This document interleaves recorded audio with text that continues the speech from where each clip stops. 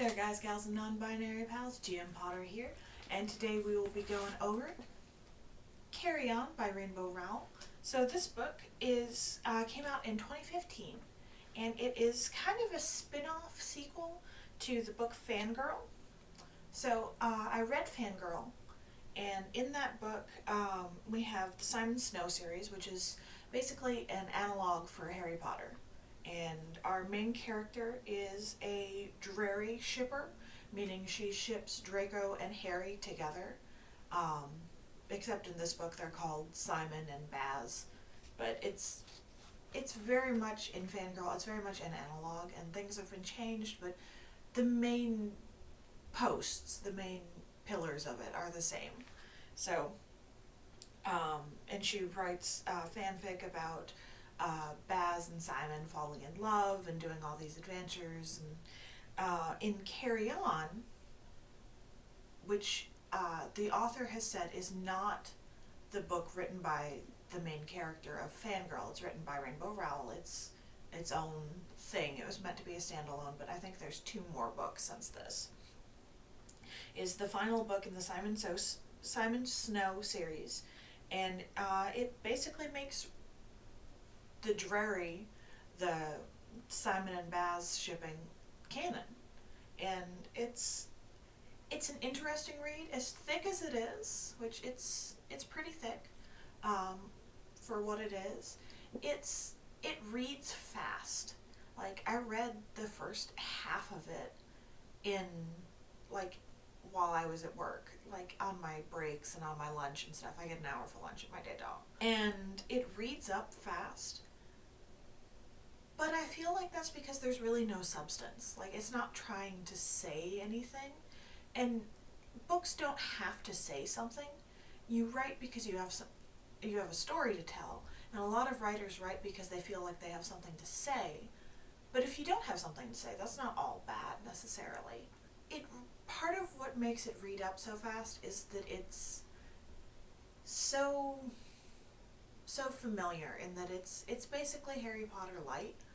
It's, for lack of a better term, the book itself is a fan fiction of Harry Potter and going over the things that I feel like the author wished had happened in that book, which there's a place for that, and I think it's Archive of Our Own. I don't think it's, let's see who made this one, Wednesday Books, which is an imprint of St. Martin's Publishing. Like, it was enjoyable, but it wasn't, there's no depth to it.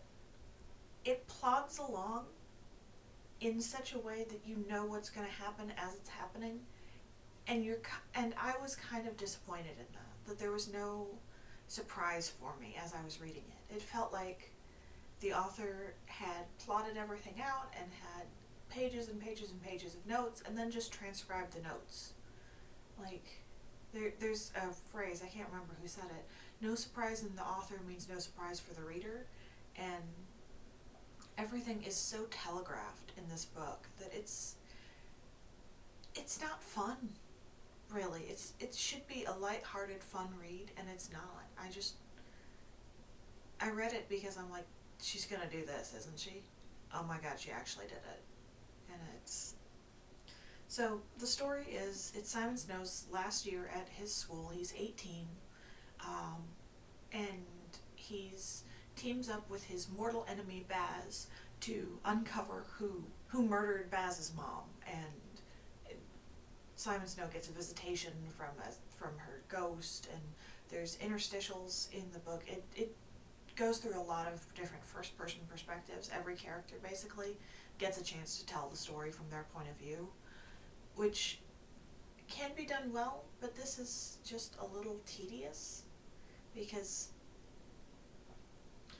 each chapter practically, like, there are following chapters where it's still the same point of view, but each chapter is a new point of view, and we don't know all of the characters. Like, there's a character, Lucy, who talks about her time at Watford, which is what they call the magic school, and it's kind of like whiplash, because it's like, is this happening now? Is this happening later? Is this happening in the past?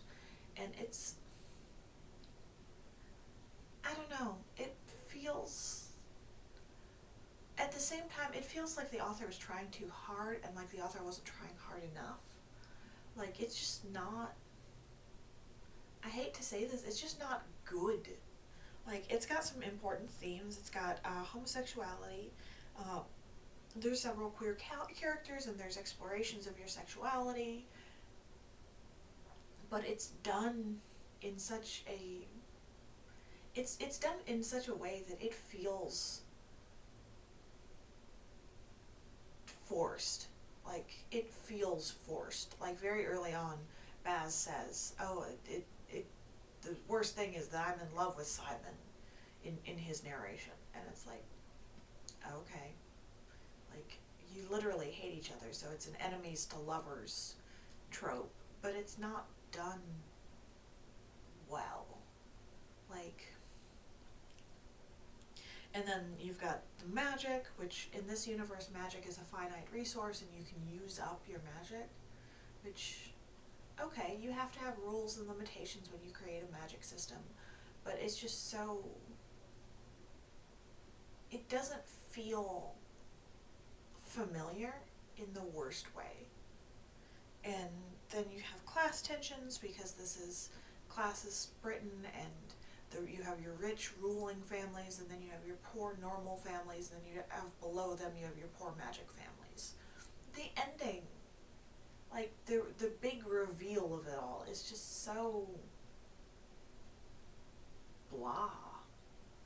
Like, I did not enjoy this book. People saw me reading it and saw how much progress I had made at work, and they're like, "Oh, you must really like it." And I'm like, "No, I'm just trying to get through it."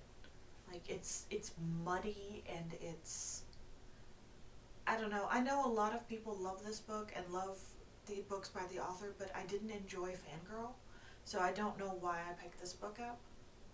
Probably because in Fangirl, there's interstitials of the fanfic that she writes, and I enjoyed that part of it. I didn't enjoy the main story points of Fangirl, but I liked the interstitial bits where she's writing the story, and I thought this book would be that, and it is, but it doesn't lend itself to full novel length for me. It just kind of lays flat. So, have you read any Rainbow Rowell? What did you think? I know this is unpopular opinions, but like I say, all opinions are my own. Let me know in the comments down below, and I'll see you in the next one. Bye!